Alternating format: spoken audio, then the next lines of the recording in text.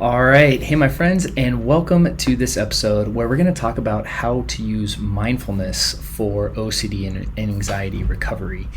And so, before I dive in, just we'd really appreciate your support by, giving us a little like and a share, and even leaving a comment down below on things we can do in episodes we can make and topics you'd like to cover. That really helps us out to kind of, create things that are going to help you on your journey. And so, but to dive into today, what I want to do is I want to talk about the idea of mindfulness. So let's go ahead and talk about what that is. So Jon Kabat Zinn, who was, really instrumental in bringing mindfulness to, the kind of Western society, he kind of breaks it down into 4 steps, right? It's about paying attention on purpose, in the present moment, non-judgmentally, right? And so let's kind of break that down for a second. When we talk about paying attention, it's like, well, what does that mean, right? It means, and again, for those of you that haven't been with us on this series, this series has been building on itself. So please go back and check out the older episodes, or the last few episodes that really have built up, because what we're talking about here is this idea of witness consciousness. And it's, where am I putting my conscious attention? All right, because a lot of times what happens is our consciousness just gets absorbed into things. So and then a good example of this could be when you're watching a movie, right? Your consciousness can get so absorbed in the movie that you could forget that you're even watching a movie, right? It's fascinating, right? And then so really this idea of, where am I putting my conscious awareness? And then so paying attention on purpose, right? It means, am I directing where I'm choosing to put my conscious awareness, right? And then in the present moment, okay, pretty self-explanatory, but also, worth discussing in depth, because for most of us, we don't live in the present, right? We live in the future, we live in the past, right? We're worrying about how the future is, or how the past is going to impact our future, or vice versa, And this idea of the present moment, this is really where, mindfulness is about. It's about anchoring yourself in the present, right? And watching life unfold moment by moment by moment by moment. So much of our suffering is actually us taking our consciousness and future pacing, these bad events that we think could happen, and then suffering right now like they're happening, even though most of them have never happened and will never happen. Right? I mean, think about how much needless suffering. Just go ahead, and this is like a little thought experiment. Think about how much needless suffering you've had in your life because you've worried about something that never happened. Most of us can think of a million different events, right? I know I myself, I can absolutely go in my life and think about how much suffering I've brought into my life by my inability to be present. Or I would say, I wouldn't say inability, that's a poor word, because I have the ability, by my lack of conscious awareness of where I'm putting my focus, right? And so my decision, dare I say, to be in the past or future as opposed to being present, right? So when we talk about how we use, and then finally the last thing is non-judgmentally, right? So those 4 components kind of bring up mindfulness. Now, we've talked about meditation, we've talked about mindfulness, and we've talked about how they correlate, right? Meditation is kind of our dedicated time to practicing our ability to not get caught in the mind or our emotions, right? And bringing ourselves back to the present. One of the things we anchor in the present, right, is our breath, right? So that's the idea of meditation. Mindfulness really is our ability to continue doing that throughout the day, right? So when I'm driving. I'm not thinking about what's going to happen at work. I'm not worrying about dinner, all the other stuff that gets caught up. Or, if we're wrestling with OCD and anxiety, if I'm experiencing, like an onslaught of thought, right? Like my thoughts are going really fast. What I'm not doing, let's talk about what we're not doing. I'm not using mindfulness to distract myself from the experience that I don't want. Okay? Because already, by that very nature, you're already not doing mindfulness. If you're trying to use mindfulness to get a certain result, notice how you're already judging that experience and then trying to get rid of it, right? What does mindfulness say? Paying attention on purpose, in the present moment, non-judgmentally.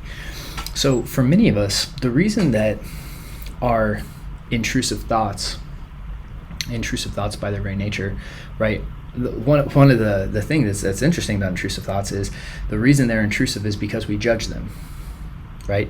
When we create a story about the idea that these thoughts are bad, I'm not supposed to have these thoughts are terrible, right? And the reality is they're just thoughts. But our judgment, which then creates a perception, is what we're ultimately reacting to. For many of us, we have a certain theme that we're locked onto, or that we get locked onto more so than other themes, right?